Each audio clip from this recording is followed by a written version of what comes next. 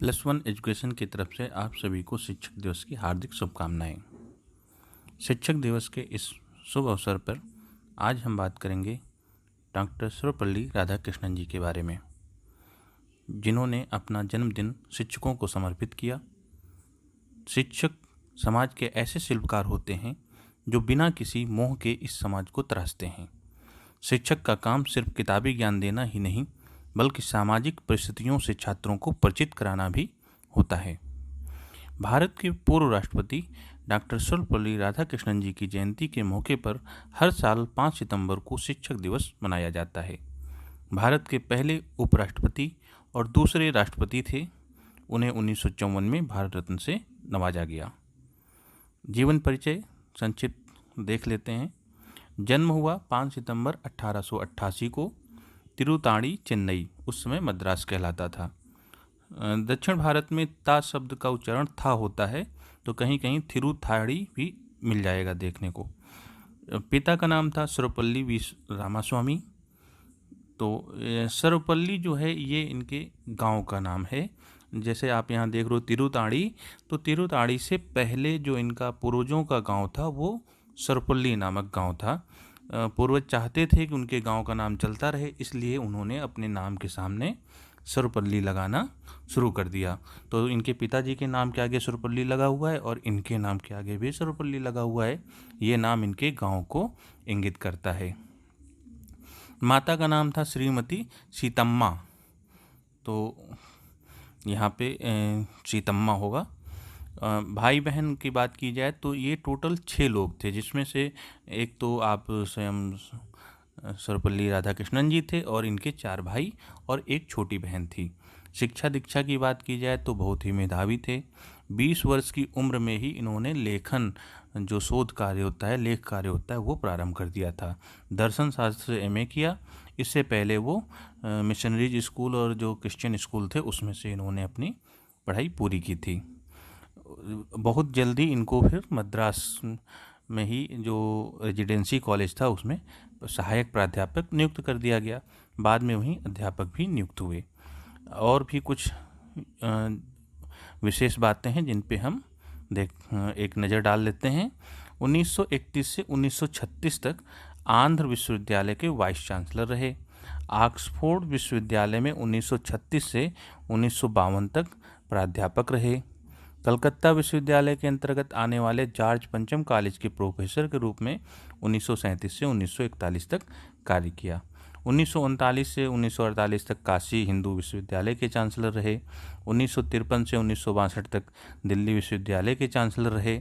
1946 में यूनेस्को में भारतीय प्रतिनिधि के रूप में अपनी उपस्थिति दर्ज कराई। और इसी तरीके से शिकागो जो है उसने राधाकृष्णन जी को बुलाया, अपने यहाँ भाषण देने के लिए आमंत्रित किया। धर्मशास्त्र पे, दर्शन के ये प्रकांड विद्वान थे ही। वे भारतीय दर्शन शास्त्र परिषद के अध्यक्ष भी रहे। कई भारतीय विश्वविद्यालयों की भांति कोलंबो और लंदन विश्वविद्यालय में भी अपनी अपनी मानद उपाधियों से उन्हें सम्मानित किया। डॉक्टर राधाकृष्णन अपने राष्ट्र प्रेम के लिए विख्यात थे। फिर भी अंग्रेजी सरकार ने उन्हें सर की उपाधि से सम्मानित किया। अंग्रेज़ों का एक पदवी थी जो सर पदवी होती थी। आज हमारे भारत में तो किसी को भी सर बोल देते हैं, लेकिन ये खास लोगों को अंग्रेज़ दिया करते थे। तो जैसे सर डॉन ब्रैडमैन, आप नाम सुनते होंगे। तो यहाँ पे बात की जाए फिर आगे, भारत की स्वतंत्रता के बाद भी डॉक्टर राधाकृष्णन के अनेक महत्वपूर्ण पदों पर उन्होंने काम किया। वे पेरिस में यूनेस्को नामक संस्था की कार्य समिति के अध्यक्ष बनाए गए। इसकी हम बात कर चुके हैं। ये संयुक्त राष्ट्र संघ का एक अंग है और अच्छे काम के लिए जाना जाता है।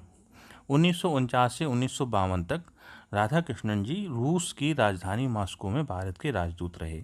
तो भारत और रूस के जो संबंध प्रगाढ़ हुए उसमें विशेष योगदान था राधाकृष्णन जी का। एक और ख़ास बात है, 27 बार आपको नॉमिनेट किया गया नोबेल पुरस्कारों के लिए। डॉक्टर सर्वपल्ली राधाकृष्णन का मानना था कि शिक्षा के द्वारा ही मानव मस्तिष्क का सदुपयोग किया जा सकता है। उनका कहना था कि जहाँ कहीं से भी कुछ सीखने को मिले उसे अपने जीवन में उतार लेना चाहिए। और कुछ खास विचार हैं, हम उनको भी जानते हैं। एक ब्रिटेन के एडिनबरा विश्वविद्यालय में उन्होंने भाषण दिया था उसमें वक्तव्य दिया, मानव को एक होना चाहिए। मानव इतिहास का संपूर्ण लक्ष्य मानव जाति की मुक्ति तभी संभव है जब देशों की नीतियों का आधार पूरे विश्व में शांति की स्थापना का प्रयत्न हो। शांति पे विशेष बल दे रहे थे। जब शांति होगी तो विकास अपने आप बढ़ेगा, मानवता अपने आप स्थापित हो जाएगी। फिर उन्होंने कहा कि पुस्तकें वह माध्यम है जिनके जरिए विभिन्न संस्कृतियों के बीच पुल का निर्माण किया जा सकता है। शिक्षक वह नहीं जो छात्र के दिमाग में तथ्यों को जबरन ठूंसे, बल्कि वास्तविक शिक्षक तो वह है जो उसे आने वाले कल की चुनौतियों के लिए तैयार करे। किताबें पढ़ने से हमें एकांत में विचार करने की आदत और सच्ची खुशी मिलती है। शांति राजनीतिक या आर्थिक बदलाव से नहीं आ सकती, बल्कि मानवीय स्वभाव में बदलाव से आ सकती है। शिक्षा के द्वारा ही मानव मस्तिष्क का सदुपयोग किया जा सकता है, अतः विश्व को एक ही इकाई मानकर शिक्षा का प्रबंधन करना चाहिए। हमें तकनीकी ज्ञान के अलावा आत्मा की महानता को भी प्राप्त करना चाहिए।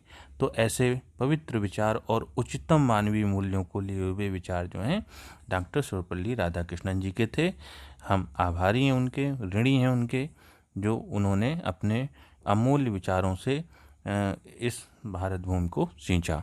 और इन्हीं की योग्यता के कारण ही राधाकृष्णन आयोग का गठन भी हुआ था, जिसमें इन्होंने अपने महत्वपूर्ण सुझाव दिए थे शिक्षा में क्या बदलाव होने चाहिए। तो इस वीडियो में इतना ही। धन्यवाद।